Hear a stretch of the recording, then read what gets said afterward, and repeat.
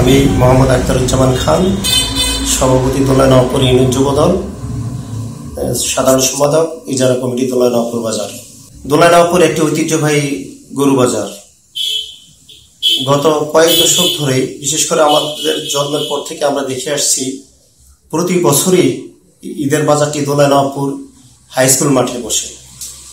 তো আমরা প্রথমেই যেহেতু আমরা বাজার নিয়েছি, সেহেতু আমরা প্রথমেই এটি অনুমতির জন্য আমরা ইউনো স্যারের কাছে যাই। ইউনো স্যার আমাদেরকে লিখিত অনুমতি না দিয়ে মৌখিক অনুমতি প্রদান করেন। সে আলোকে গরু বাজারটি সেদিন দোলা নওপুর মাঠেই বসে। কিন্তু সাথে একটি প্রাইমারি স্কুল ছিল, প্রাইমারি স্কুলটি আমরা রেখেই বাকি গরু বাজারটি শুরু করি। সেদিন সকাল 9টা থেকে যখন ঝড়োভাবে বৃষ্টি শুরু হয়, তখন কিছু গরু ব্যবসায়ী গরু নিয়ে প্রাইমারি স্কুলের বারান্দায় চলে যায়। কিন্তু আমরা সেখান থেকে গরুগুলা নামিয়ে আনতে, তাদেরকে বুঝি নামিয়ে আনতে ব্যর্থ হই, কারণ এটি একটি বিশাল বাজার। তারপর কে বা কাহারা এসিলেন মহোদয়কে অবহিত করে। এসিলেন মহোদয় সাথে তাৎক্ষণিক ফোনে কথা হয়। তখন কিছুক্ষণ পরে উনি আবার গরু বাজারে সরজমিনে আসেন, এসে বাজারটি বন্ধ করার জন্য বলেন। কিন্তু এত বড় একটি বিশাল বাজার, যেখানে 3 থেকে 4 হাজার গরু উঠে, সেই বাজারটি মাঝপথে বন্ধ দেওয়া এটা আমাদের জন্য অনেক কঠিন বিষয় ছিল। যখন এসিলেন মহোদয় নিজেই বন্ধ করতে যান, তখন গরু ক্রেতা এবং বিক্রেতা এবং সাধারণ মানুষের সাথে এসিলেন সাহেবের ভুল বুঝাবুঝি হয়।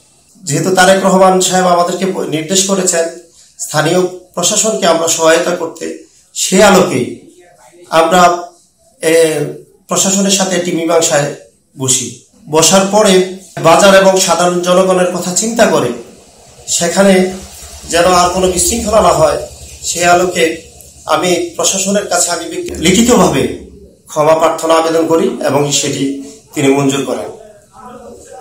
এটি একটি মীমাংসিত বিষয়। এটি মীমাংসা হওয়ার পরেও কে বা কাহারা আমাকে উদ্দেশ্য করে, টার্গেট করে কিছু কতিপয় সাংবাদিক এটি ভিন্নভাবে উপস্থাপন করে বিভিন্ন পত্র পত্রিকায় দিতে থাকে। আমি সেটির একটি প্রতিবাদও জানিয়েছি। আপনারা ইদানিংকালে লক্ষ্য করবেন, কিছু কিছু পত্রিকা কেন আমার বিরুদ্ধে সাংগঠনিক ব্যবস্থা নেওয়া হচ্ছে না সে বিষয়ে তারা পত্রিকায় লেখালেখি করছেন। সাংগঠনিক ব্যবস্থা নেওয়া বা না নেওয়া এটি একান্তই আমাদের দলের বিষয়। কিন্তু তারা তাদের যে উদ্দেশ্য আমার বিরুদ্ধে ব্যবস্থা নেওয়া, সেটি আজকে প্রতীয়মান।